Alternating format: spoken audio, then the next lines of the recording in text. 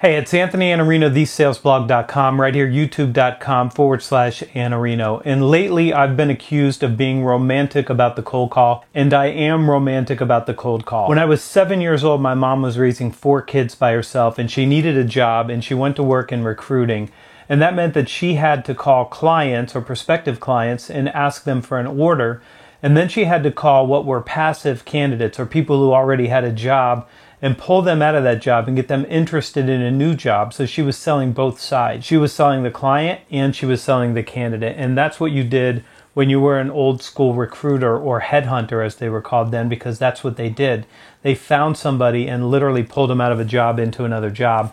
A lot of that's not going on now because of Career Builder and ZipRecruiter and Indeed and things like that, where so many candidates can put their resume out and get found in another way. But that's what she had to do. And she told me something when I was young, that she was very, very nervous and afraid about making calls. So what she would do is she would dial a phone number called Time and Temperature.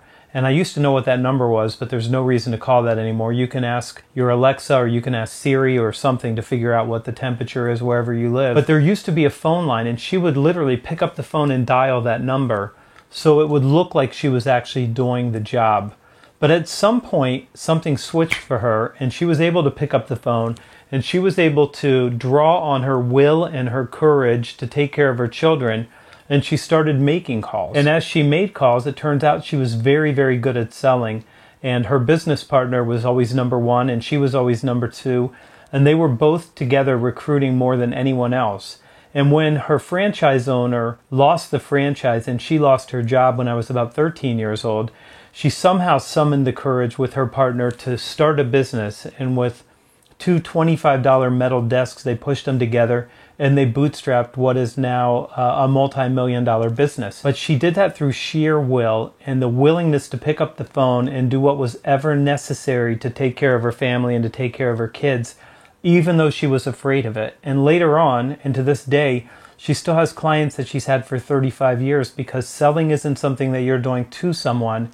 It's something that you're doing for someone and with someone. Even if you don't think that this is something that you can do, it is something that you can do. And even if you think that there are better ways, there are still no faster ways. You just have to summon the courage and decide you want to make a difference for other people, in your family, in your life, and for clients, and for all the people that you serve.